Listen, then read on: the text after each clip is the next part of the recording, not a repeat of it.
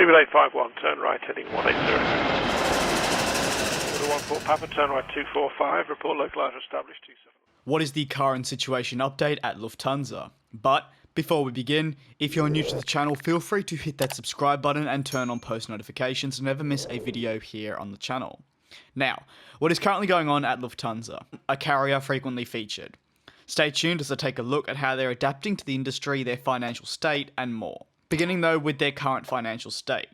The airline has managed to secure its immediate future following the group covering all of its financial troubles that it may have incurred for the 2021 calendar year. This comes following investors noting that they were eager for the airline to issue a bond at the sum of €1 billion. Last week the carrier went through with such a thing and managed to secure a bond that stretches over 5.5 years. A fantastic result for the carrier. It comes also following, in addition, further funds being thrown at the airline earlier this month. It's a result which actually means Lufthansa can stop removing aircraft from within its operations, which, as I'll discuss at the moment, has seen many casualties. It's not entirely a shock given the state of the current aviation industry. However, this news that we've received does mean we won't see any more staggering changes, if you will, or at least we shouldn't expect them. Moving across to aircraft, the airline has seen countless changes to its aircraft operations since March when the pandemic and restrictions really hit Europe and the world. The carrier will be basing 4 of its Airbus A350s in Frankfurt for this coming winter season period. Currently, the airline only has 16 of the A350s, however, of course, not all of them will be flying. They'll fly a total of 7 of the A350s out of Munich as per the schedule announced a while ago. The A350s that'll be on the Frankfurt services will go hand in hand with replacing the 747-8s, which previous routes were to Frankfurt and Chicago, and finally Frankfurt to Los Angeles. Meanwhile, the A340-300 flew to Tokyo from Frankfurt. They'll also see the A350 placed on that route.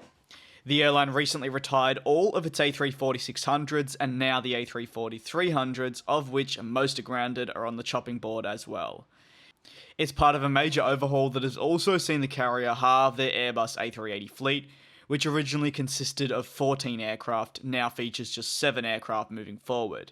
Even now, this could still change, given the current immediate state of the aviation industry. Across to one of the biggest updates, and that's how the airline will move forward as an airline. Next year, the airline will adjust how it offers food and beverages on board short-haul economy flights, and that's adapting to a buy-on-board route, similar to what British Airways selected all the way back in 2017 that received a lot of controversy, and something if you fly low-cost carriers on short-haul services to begin with, you might be very familiar with. Essentially, for a low-cost unit, you spend a smaller sum to that of a, say, full-service airline, but if you would like food, you pay.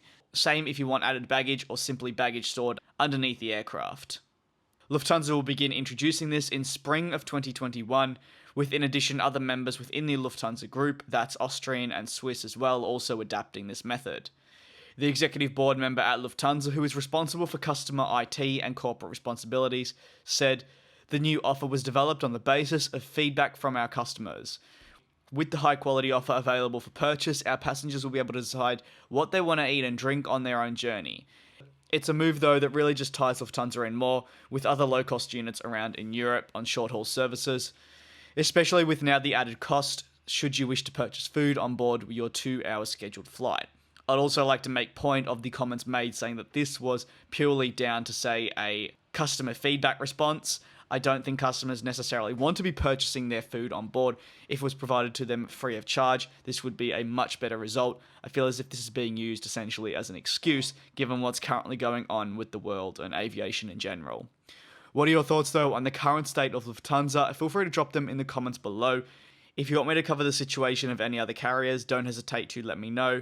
Take care, stay safe, and I will see you next time.